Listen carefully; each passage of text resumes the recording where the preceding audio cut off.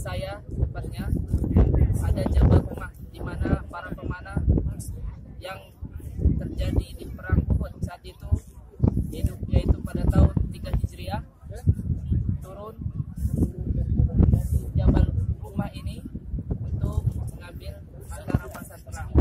Kita akan membahas tentang bagaimana kisah perang Uhud. Di perang Uhud ini Rasulullah SAW membawa pasukan yang berjumlah kurang lebih 1.000.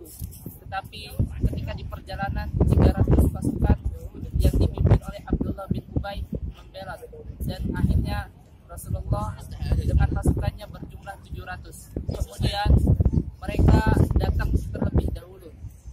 Kemudian habis itu mereka melawan pasukan orang-orang kafir Quraisy yang berada di Mekah, yang saat itu dipimpin oleh Hindun, yang dimana Hindun ini mempunyai berhasrat untuk membalas dendam atas kekalahannya di perang Badar. Sahabat fillah yang berbahagia, kemudian di depan saya itu terlihat Gunung Uhud. Kita bisa lihat Gunung Uhud, gunung yang terbesar di Madinah ini, adalah saksi bahwasanya di sini terjadi perang Uhud, perang yang membuat menjadikan pelajaran bagi umat-umat setelahnya. Kemudian bahwasanya Rasulullah pernah menaiki Uhud, dan saat itu ada Abu Bakar dan Umar. Kemudian gunung itu bergoncang. Uhud ya Uhud, diamlah wahai Uhud, karena di dalamnya terdapat As-Siddiq, kemudian Wasyahidan. Ada As-Siddiq, Abu Bakar istri Wasyahidan, yaitu Umar bin Khattab dan Utsman bin Affan. Akhirnya setelah itu para orang-orang muslimin mencintai Gunung Uhud, dan Gunung Uhud pun mencintai orang muslim. Nah, ini adalah begitu hebatnya sejarah kaum muslimin, di mana kaum muslimin mendapatkan pelajaran tentang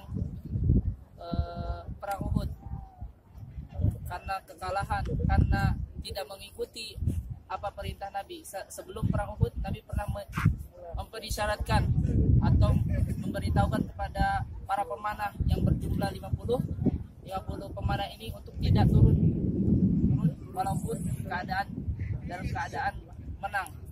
Tapi mereka malah turun dari bukit, sekitar hampir ke semua pasukan itu turun dari bukit, pasukan pemanah yang dipimpin oleh Abdullah bin Zubair, dan hanya sekian dari 7 sahabat saja yang berada di Jabal Rumah. Kemudian siasat ini ketika melihat Khalid bin Walid yang saat itu yang belum masuk Islam, akhirnya adalah orang yang sahabat yang cerdas, kemudian mempunyai ide strategi memutar gunung Jabal Rumah. Dan akhirnya ketika orang-orang muslim mengambil ghanimah, mengambil harta rampasan perang yang saat itu, kemudian mereka diserang dari arah belakang, dan akhirnya terjadilah sesuatu yang luar biasa. Bahkan diriwayatkan Nabi Muhammad meninggal, dan kemudian gigi geraham Nabi Muhammad Rasulullah SAW patah. Sekian dari saya, semoga bermanfaat buat kita semua, menjadi ibrah bahwasanya kita harus tetap mengikuti sunnah-sunnah Nabi atau mengikuti perintah-perintah Allah dan Rasulnya, sehingga kita bisa selamat dan dikumpulkan di surganya kelak. Wassalamualaikum warahmatullahi wabarakatuh.